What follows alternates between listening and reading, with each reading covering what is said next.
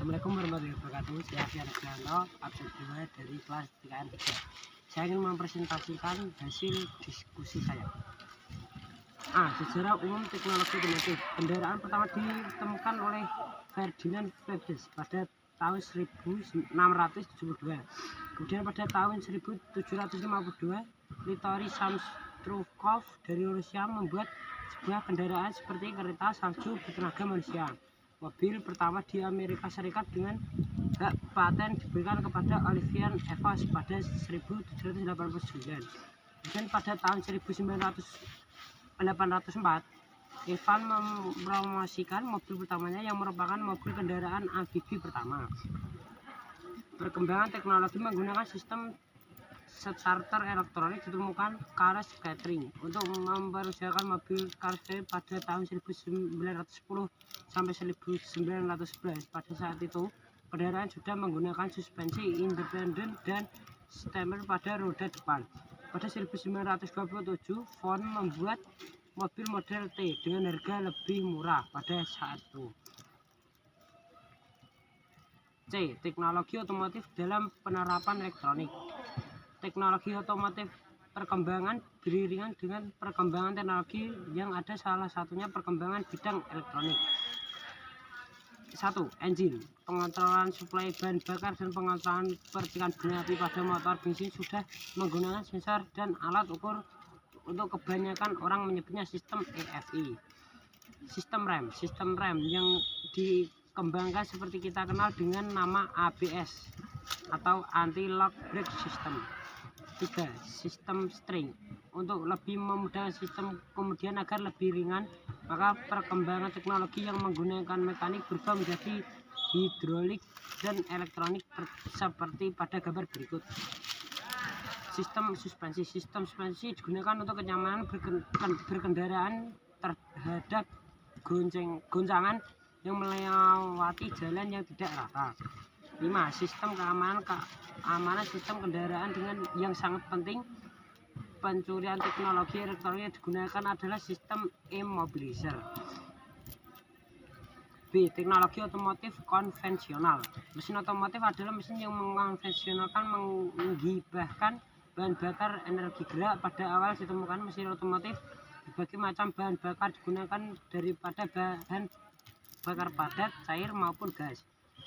Motor bakar combustion engine dibagi menjadi dua, yaitu motor bakar dalam internal combustion engine dan motor bakar luar internal combustion engine.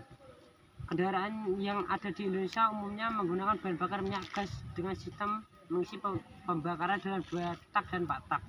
Motor berdua tak saat ini sudah tidak diproduksi lagi karena dianggap boros bahan bakar dan emisi gas buang yang banyak. 1. Motor 2 tak. Motor bensin 2 tak adalah motor bensin dalam melakukan satu sekaligus kerja perlukan 2 langkah gerakan piston atau 1 kali putaran poros senggol. 2. Motor 4 tak. Motor 4 tak adalah motor dalam melakukan satu siklus kerjanya diperlukan 4 langkah gerakan piston atau 2 kali gerakan poros engkol. Selain karburator, motor bensin konvensional identik dengan pengontrolan sistem pengapian dengan planting atau CDI pada distributor pengapian. Motor diesel proses pembakaran tidak memerlukan sistem pengapian seperti pada motor bensin yang menggunakan percikan buah api. Namun adalah motor diesel diperlukan sistem injeksi bahan bakar yang berupa pompa injeksi, injeksi pump, dan pengabut injektor. D. Teknologi otomotif dalam penerapan mobil listrik. Kendaraan listrik mulai berkembang dengan diminati masyarakat pada akhir-akhir ini, disebabkan oleh karena listrik lebih ramah lingkungan, tidak adanya proses pembakaran. Awalnya kendaraan listrik sebenarnya sudah berkembang dan populer di abad ke-19. Namun karena kendaraan listrik pada waktu itu sangat mahal membuat kendaraan ini kurang diminati.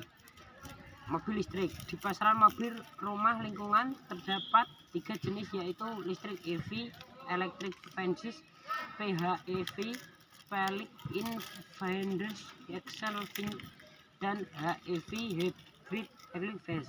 Mobil listrik dalam pengoperasiannya sangat irit dibandingkan jelas mobil lain karena sekali pengisian dapat menempuh jarak ratusan kilometer. Komponen mobil listrik di Indonesia saat ini hybrid lebih diminati karena mobil menggunakan dua penggerakan, yaitu motor listrik EV dan pembakaran dalam, di mana motor sumber tenaga berasal baterai, motor bakar sumber tenaga, dan konversi bahan bakar.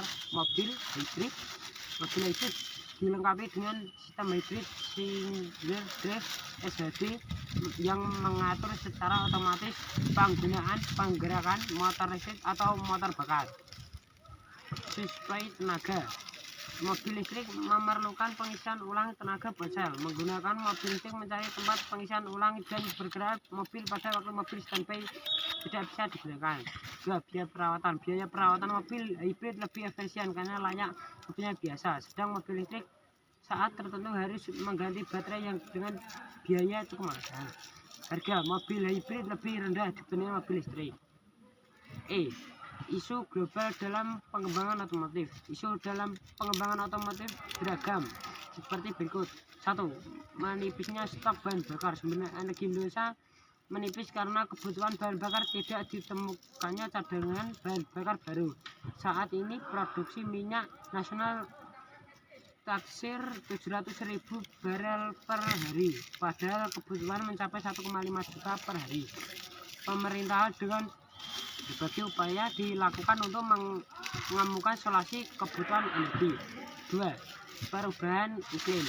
Penyumbangan polusi dunia maupun di Indonesia salah satunya adalah kendaraan bermotor. Di Indonesia disebut sebagai penyumbang polusi terbesar. Berbagai cara dilakukan dari baik pihak produsen maupun pemerintah. Polusi pada kendaraan diakibatkan proses pembakaran bahan bakar dengan kualitas yang buruk dari terjadi pada kota-kota besar, terus memburuknya sejak 2 dekade terakhir. Saat ini berada di peringkat ke-20 negara dengan kualitas udara terburuk di dunia. Pemerintahan mendorong kesadaran masyarakat dampak polusi yang terjadi. 3. Teknologi industri. Teknologi industri sedang berkembang ini dikenal istilah revolusi industri 4.0, di mana akan merubahnya kebiasaan masyarakat pada umumnya. Di dunia industri sendiri dalam pembuatan produk sudah banyak menggunakan teknologi jarak jauh, manfaatnya teknologi IoT.